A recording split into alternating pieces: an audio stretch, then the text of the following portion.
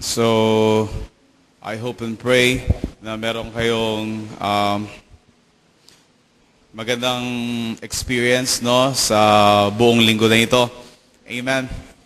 So, most especially, nakapagpahinga kayo, nakapag-bonding ba kayo? Nakapag-bonding ba kayo sa family nyo? Aha? Hindi. Okay. So, Brother Ray, hindi daw nakapag-bonding. Okay. So, tawag dito, marami tayong mga kasama na wala. So, for one reason, some of them nagpaalam sila na sila po ay uuwi sa kanilang mga probinsya. So, that's why they are not here. No, but I thank God. No, why? It's because ikaw at ako ay available. No, most especially, no, sa araw na ito na kung saan patuloy natin na makatagpo ang presensya ng Panginoon sa ating kalagitnaan. Amen? And I hope and pray na patuloy natin, inihanda patuloy ang sarili natin to receive His Word sa buhay ng bawat isa sa amin. Sa atin. Amen. So are you ready? Handa na po ba tayo? So, especially those at the back, can you occupy the seat in front? Okay? Yung mga bata, dito muna kayo. Yung mga dalagita natin. So dito kayo sa harap. Come on. Go. Oh.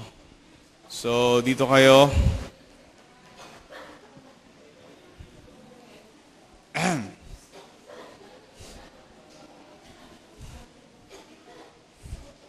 Okay. So are you ready? Here. Occupy the seat here. Okay.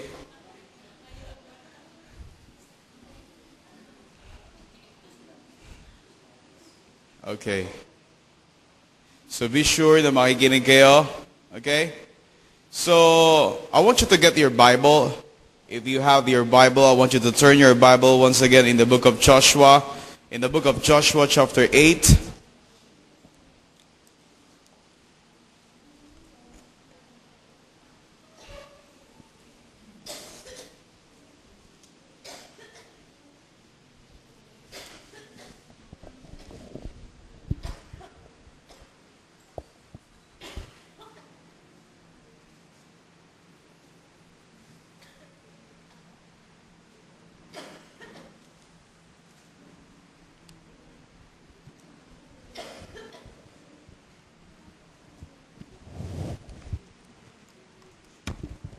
Are you ready?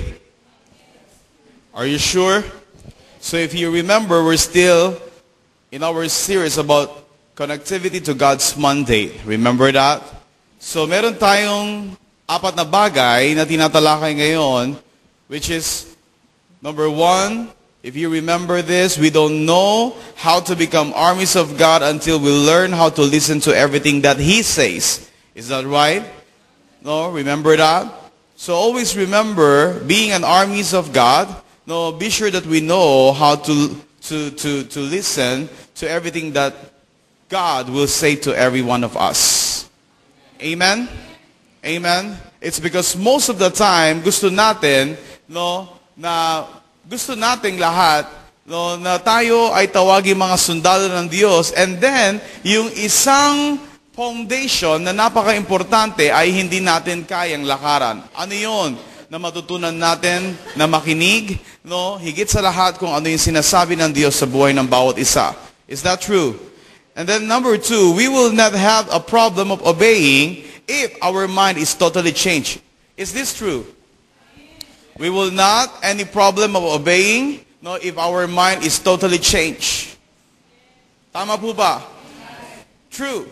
Why? Unless hinayaan natin na ipabago sa Diyos, una sa lahat ang ating kaisipan din, wala tayong magiging problema sa pagsunod sa Diyos. The reason kung bakit tayo nagiging, nagiging obstinate. Amen? O matigas ang ulo. No, it's because from the start, ayaw natin, no, ipabago yung puso't isipan natin sa Diyos. Am I right? No? So I hope and pray, ikaw at ako, bilang mga sinasabi natin sa sarili natin na tayo ay mga anak ng Diyos. Is that right? No? alam natin kung paano ipabago every day of our lives ang ating kaisipan. Why? Bakit sa ating kaisipan? Unless there will be a renewing of our mind daily. Amen? Unless merong pagbabago sa ating kaisipan. You know what? Repentance in the Bible is all about renewing of our mind. Amen? Ang repentance sa Biblia o ang pagsisisi sa Biblia, you know what, hindi lang ito, yung aminin mo sa Diyos yung iyong pagkakamali at kahinaan at kasalanan. Are you with me? Subalit ang pagsisisi, ang totoong pagsisisi na sinasabi ng Biblia ay ang totoong pagbabago ng iyong kaisipan. Ang tanong, bakit kinakailangan na mabago ang iyong kaisipan? You know what? It's like a computer. Unless patuloy mo ipareprogram ang iyong kaisipan sa Diyos. Is that true? Bakit mo kinakailangan i-reprogram ang iyong kaisipan? Upang sa ganoon, anuman yung mga old files, mabago ng mga new files. Is that right? Yung mga old pattern, mabago ng mga new pattern. Ano yung mga dapat na mailagay sa ating kaisipan? Ano yung mga bagay na dapat na ma-inculcate sa ating kaisipan? Listen to me, walang iba kundi kung ano yung nais ng Diyos na maganap at mangyari sa buhay mo at sa buhay ko.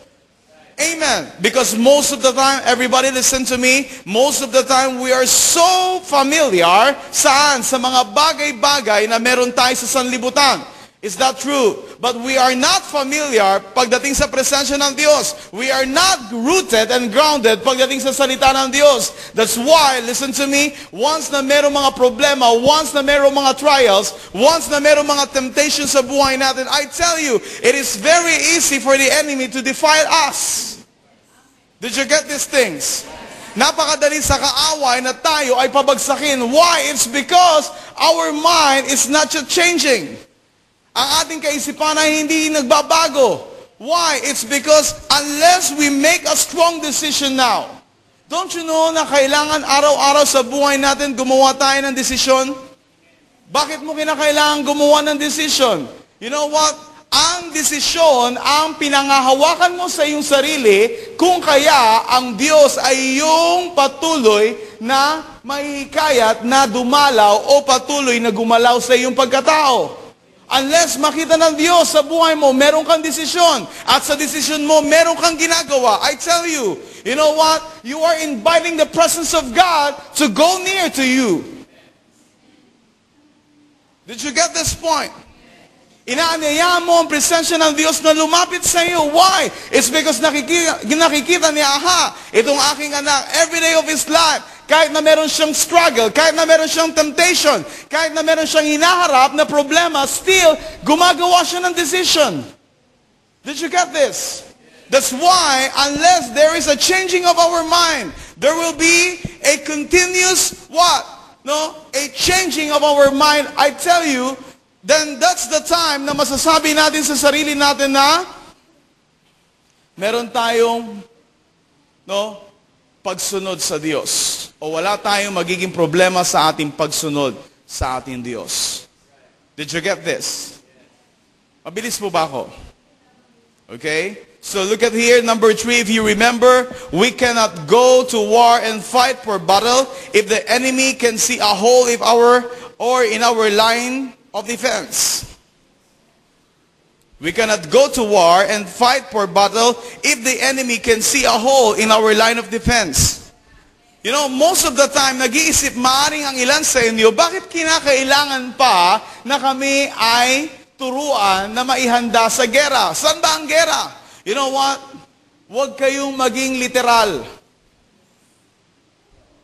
But to be honest with you, everybody look at me. Sa inyong pang-araw-araw na buhay, sa tingin nyo ba sa sarili nyo, hindi kayo nakaka-experience ng iba't ibang problema? Sa inyong pang-araw-araw, or let me say this word, sa ating pang-araw-araw na pamumuhay, hindi ka ba nakaka-experience ng trials? O anumang temptation? O ng anumang mga pag-atake ng kaaway sa buhay mo?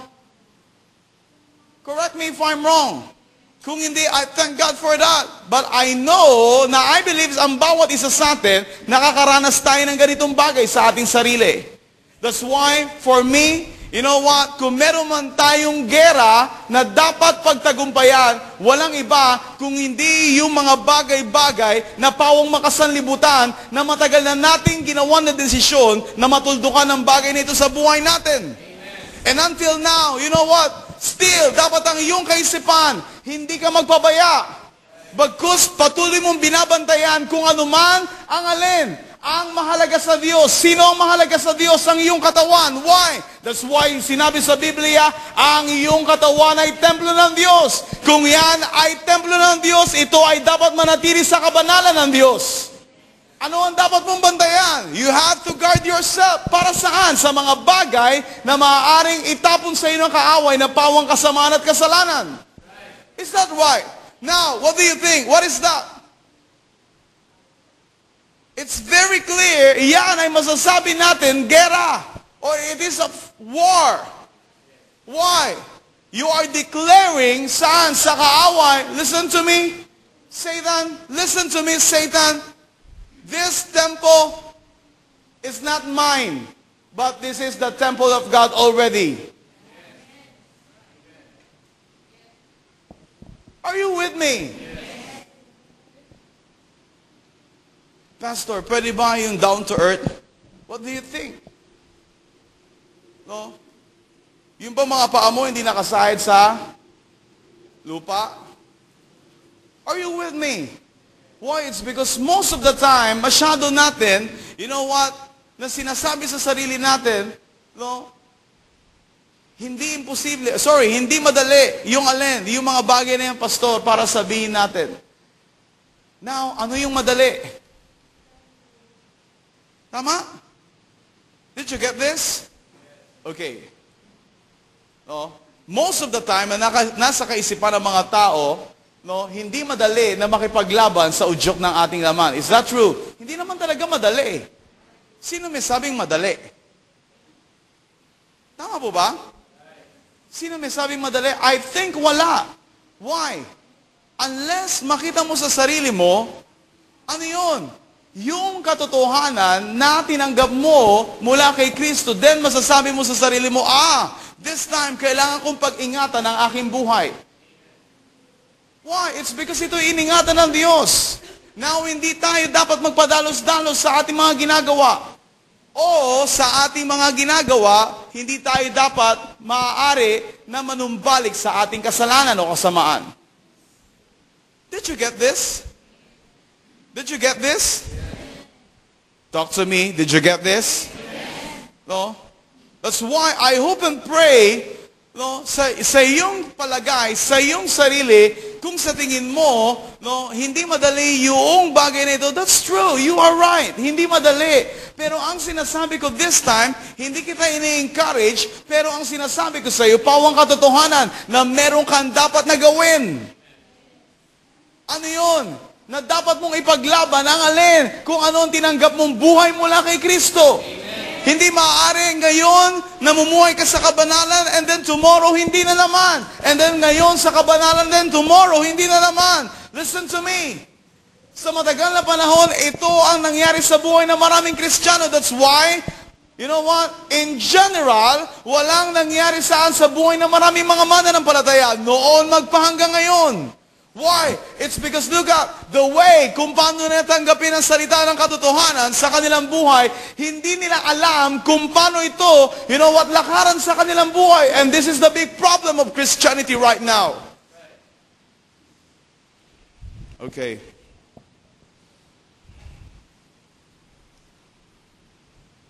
So, what do you mean by that? Tahimik kayo masyado? Nagkakaintindihan tayo o hindi? Okay? Nagkakaintindihan ho ba tayo? Yes. No? I said you have to do something. Meron tayong dapat gawin sa buhay na ito. Matutunan natin na ilaban, ipaglaban, yung alin, yung katotohanan na tinanggap natin mula sa Panginoon Kristo sa buhay natin. Hindi maaari, you know what, na magpatuloy tayo saan? Na tumangkilik ng mga bagay na pawang inaalok ng sanlibutan, which is alam nating kasalanan at kasamaan. Tama ho ba? Tama ho ba? That's why, kung sa matagal na panahon nagko-compromise tayo, then do something. Are you with me? Gumawa ka ng decision. Stop that. No? Are you with me? Huwag mo nang ipahintulot yan na mangyari pa sa buhay mo. Why? Or else, there is no true repentance. Saan? Kung yun ay patuloy mong ipagpapatuloy sa iyong sarili, walang totoong pagsisisi. Why? It's because if you're still doing that, it means you are enjoying that. Did you get this point? Kung patuloy mo yung ginagawa, ibig sabihin nasisiyahan ka doon. That's why pinagpapatuloy mo. Ibig sabihin, wala doon yung totoong pagsisisi. Listen to me, ang totoong pagsisisi sa buhay mo, sa buhay ng bawat isa sa atin, ay totally pagtalikod sa anumang hindi tama sa mata ng Diyos. Kung minsan, madali tayong madaya. Sa mata ng Diyos, alam natin na hindi tama. Pero sa mata ng tao, most of the time, gina-justify natin. Wala naman ako nakikitang problema doon eh. And that is the big problem. Unless makita mo yung alin, yung katuwiran ng Diyos sa iyong buhay, then that's the only time na masasabi mo, now, nakita ko ang katotohanan, alam ko kung ano ang katotohanan sa hindi, then you can decide. Did you get this? Then makakagawa ka ng decision sa buhay mo. Unless makita mo kung ano yung katotohanan na sinasabi ng salita ng Diyos. That's why you must be familiar to His Word. Then if you are not familiar, if you are not rooted, if you are not grounded to God's Word, then that is a big problem again. Kung hindi ka pamilyar, kung hindi ka, pamilyado, saan? Saan? Sa salita ng Diyos, hindi mo rin alam kung saan ka tatayo. Listen to me. If you remember His Word, when you hear His Word on these last days, do not, what? Harden your heart. Now talk to me. Paano mo maririnig ang bawat salita ng Diyos sa iyong buhay kung hindi mo alam kung ano yung salita ng Diyos? Amen. Did you get this? That's why we cannot go to war and fight for battle if the enemy can see a hole in our line of defense. Ibig sabihin, hindi ka pwedeng pumunta sa digmaan kung ang kaaway mismo, ay meron nakikita sa iyong depensa. Ano yung depensa na sinasabi ko sa iyong personal na buhay? Be sure, na wala siyang pwedeng ibato sa iyo.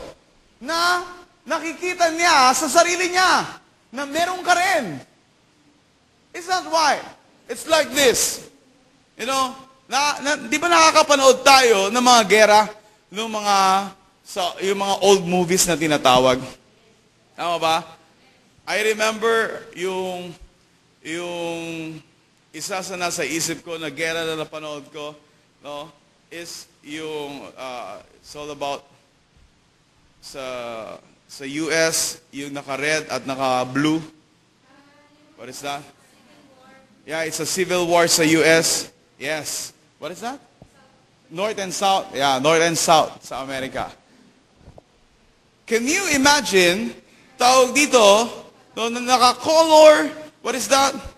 Na naka-color, I forget the term.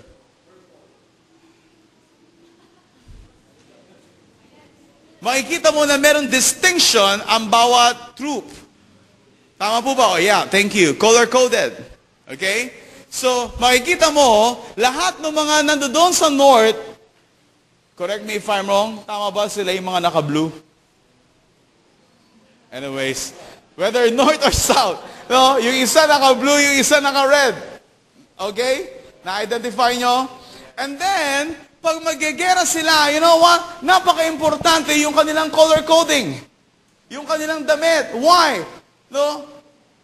Para ma-identify nila kung kalaban ka ba nila o kakambe.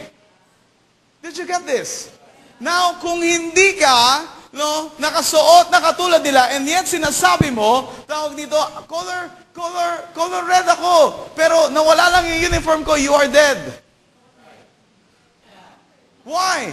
It's because the moment na pumunta ka sa likuran nila, and then nakita ng tao na wala kang uniform, hindi ka nila katulad, I tell you, unang-una una kang papatayin. Why? It's because sa kanilang kaisipan, listen to me, sa kanilang kaisipan, ang nasa isip ng mga taong ito, hindi ka namin kakampi. That's why hindi ka naka-uniform. Once na lumapit ka sa amin, no, ang nasa isip ng mga tao, aatakihin mo sila. That's why ikaw yung una nilang aatakihin. Did you get this? Then makikita mo yung offensive mode, no, and yung pagiging defensive mode nila sa sarili nila. Now listen to me. Ano yung sinasabi ko? No? Hindi maaari na sa sarili natin, you know what? Hindi makita ng Panginoon yung distinction sa buhay natin. Did you get this? Listen, kung tayo ay para sa Kanya, be sure na tayo ay para sa Kanya. That's why hindi tayo maaari maging double-minded. Are you with me? Kung tayo ay para sa Diyos, then say, no, be sure na ikaw ay para sa Diyos. Then kung hindi ka para sa Diyos, then sabi mo na hindi ka para sa Kanya. That's why if you remember, Bible says, say yes if yes, then say no if no. Did you get this thing? Amen? Then look at here in number 4. When there is total obedience to God, He will allow you to possess the land. Amen. Do you believe on this? Yes. You know, for me, no, I believe on His word. Amen. Look at this. When there is a total obedience to God, He will allow you to possess the land. Now look at your Bible in the book of Joshua. Are you ready? If you remember in the book of Joshua, chapter 8,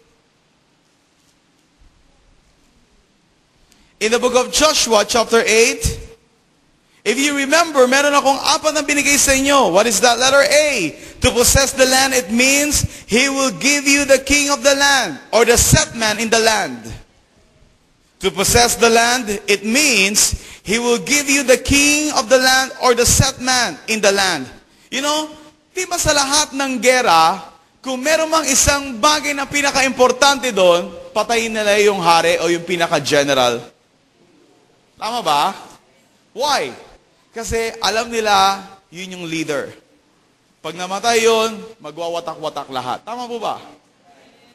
No? Pag namatay yun, panghihinaan na ng looban lahat. Why? It's because yun yung source ng kanilang strength. Are you with me?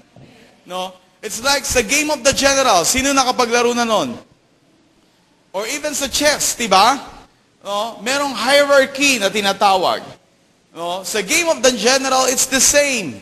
No? Yung private, hindi niya pwedeng i-overcome yung lieutenant.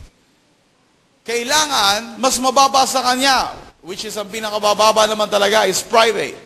Tama ho ba? Or else, kaparehan niya. Pwede silang, no, magpatayan. Pero, like for example, kung captain, hindi pwede na papatayin niya yung lieutenant. Tama ba? No? That is the game of the general. Okay, anyways, alam niyo yung chess. Okay, alam niyo yung chess. No? Merong king, merong queen, merong rook, no, bishop. By the way, king, queen, bishop, horse, and then rook. Tama ba? Yun. So, tawag dito, so lahat ng mga official na yun nandoon sa dulo. Tama? And then sa harap ay yung mga pawn. Pawn na tawag. Amen? So, yung mga pawn, yun yung kumakatawan sa private. Tama ho ba? No? So, makikita mo mismo, even yung mga character ay color-coded. Yung isa, black, yung isa, whether yellow or brown. Tama ho ba? No? So, bakit kinakailangan yung color coding sa kanila para ma-distinguish kung kalaban sila o hindi? Is that right? Now, it's the same. Are you with me? No, it's the same. But look at here. When there is total obedience to God, He will allow you to possess the land. Are you with me?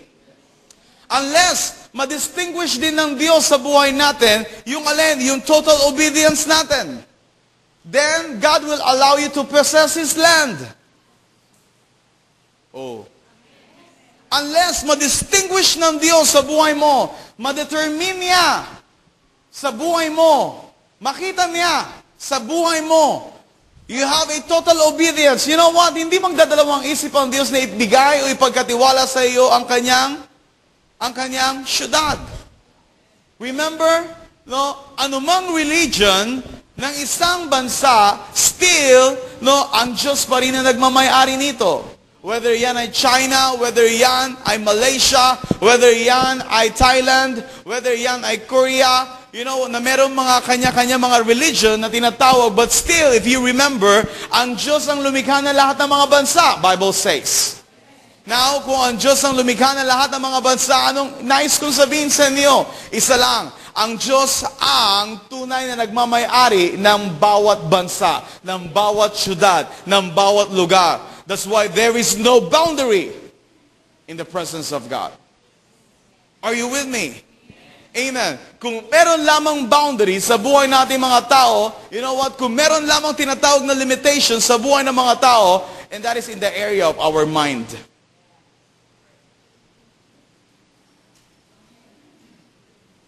Bakit may tinatawag na boundary? It's because of your mind. That's why, anong kailangan mong gawin? You know what? You have to break your limitation. You have to break your boundaries sa buhay mo. Did you get this? Did you get this? Now, sa iyong personal na buhay, ano yung dapat mong i-break? No? Be sure na maging sa character mo, be sure na maging sa iyong attitude, you know what? You don't have any boundaries. You don't have any limitation. Anong ibig ko sabihin? You know, kung nakikita mo sa matagal na panahon, this is your weakness or your weaknesses, then break it. Amen. Kasi, hindi natin pwedeng sabihin sa Diyos, Panginoon, mahina ako. Panginoon, wala akong kakayahan. Remember what happened to Moses? Are you with me? Anong sinabi niya sa Diyos? Panginoon, no? Ano yung kahinaan ni Moses? Tell me. Anong kahinaan ni Moses? Yung kanyang marunong siya magsalita, okay? No? Hindi klaro o hindi tawag dito, let's say sabihin natin, hindi malinaw yung kanyang pagsasalita. Yes, utal-utal. Okay? Okay? So, marunong siya magsalita. Remember that? Pero hindi ibig sabihin na malinaw yung kanyang pagsasalita. So, in fact, sinasabi sa Bible, tawag dito, so, ano yung sa English translation? Sa Tagalog is utal-utal, pero sa English is, what is that? Anyways, I forgot. So, sabi dito, utal-utal.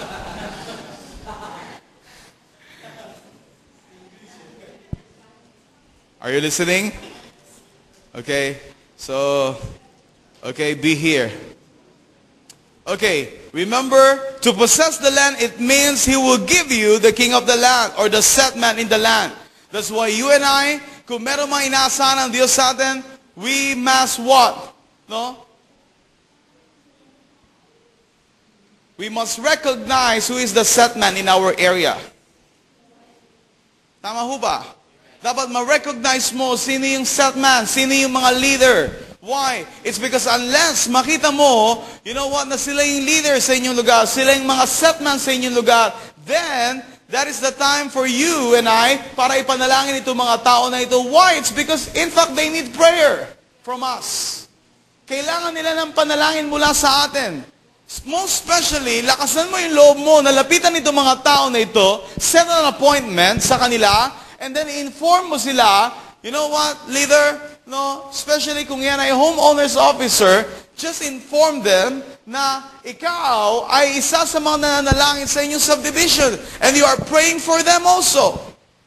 Bakit nila kailangan marinig yun? Listen, the moment na marinig nila yung bagay na yun, listen to me, you know what, no, mas mapapalakas sila. Why? It's because alam nila na kung meron man silang number one na support na kailangan, and that is our prayer. That's why hindi mo dapat ipagkait itong bagay na ito sa ating mga set man. No, why? It's because maaari silang gamitin ng Diyos sa ating lugar o sa inyong komunidad para magkaroon ng changes. Listen to me, ito yung oras, ito yung panahon para ikaw at ako mga Kristiyano ay magkaroon ng katuparan ng sinasabi ng salita ng Diyos na ikaw at ako ay maging asin at liwanag sa mundo na ating ginagalawan. Now, hindi magkakaroon ng katuparan yan kung mananatili ka sa loob ng iyong tahanan lamang.